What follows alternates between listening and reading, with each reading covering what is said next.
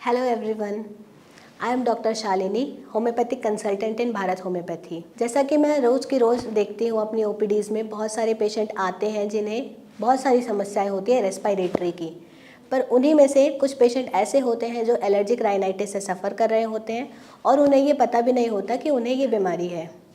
तो आज इसी के बारे में बात करेंगे और मैं आपको बताऊंगी कि क्या होता है एलर्जिक राइनाइटिस, क्या इसके लक्षण हैं, क्या इसके कॉजेज़ हैं और इससे कैसे छुटकारा पाया जा सके। तो चलिए स्टार्ट करते हैं एलर्जिक राइनाइटिस से। क्या होता है राइनाइटिस? जब भी हम सांस लेते हैं तो सांस लेने के दौरान जो सांस के पार्टिकल्स, कुछ हवा के पार्टिकल्स उसमें जा कर के हमारी सांस में स्ट्रक होते हैं, उसमें फॉरेन पार्टिकल समझ करके हमारी इम्यूनिटी उनको निकालने के लिए वर्क करती है।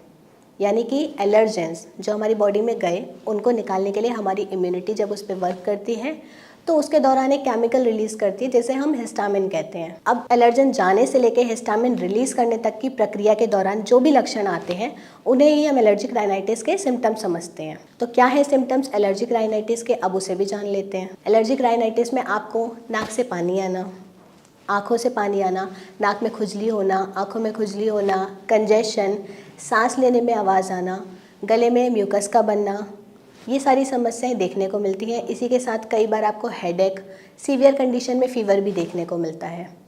तो ये सारे सिम्टम मिल करके एलर्जिक राइनाइटिस बनते हैं। और किन कारणों से होता है एलर्जिक राइनाइटिस, अब ये भी जानते हैं। तो जब भी हम फॉरेन पार्टिकल्स के एक्सपोजर में जाते हैं, जैसे कि पॉलन ग्रेन्स हो गए, डस्ट हो गया, या आपके घर में जब एनिमल्स होते हैं, पेट होते हैं जिनके एनिमल्स फर, तो जो भी वो डिस्चार्जेस रिलीज़ कर रहे हैं उनसे आप एलर्जिक हो जाते हो तो भी आपको एलर्जिक राइनाइटिस की समस्या देखने को मिलती है। इसके सिवा फंगल ग्रोथ होने से, घर में दीमक के लगने से या फिर जगह जगह पर कॉकरोच की ड्रॉपिंग से भी आप एलर्जिक हो जाते हो, या किसी पर्टिकुलर टाइप की फूड एलर्जी से भी आप कई बार एलर्जिक राइनाइटिस की समस्या से सफ़र करते हो। तो अब मैंने आपको कॉजेज़ के बारे में बताया कि क्या क्या चीज़ें हैं जिनकी वजह से आपको एलर्जिक राइनाइटिस हो सकता है।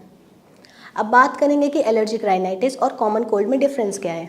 तो कॉमन कोल्ड हमारा बिल्कुल इन्फेक्शियस है। अगर कोई नॉर्मल पर्सन आपके साथ में बैठता है तो जाहिर सी बात है उसे भी कॉमन कोल्ड हो सकता है, क्योंकि वो वायरस और बैक्टीरिया के कम्युनिकेशन की वजह से होता है।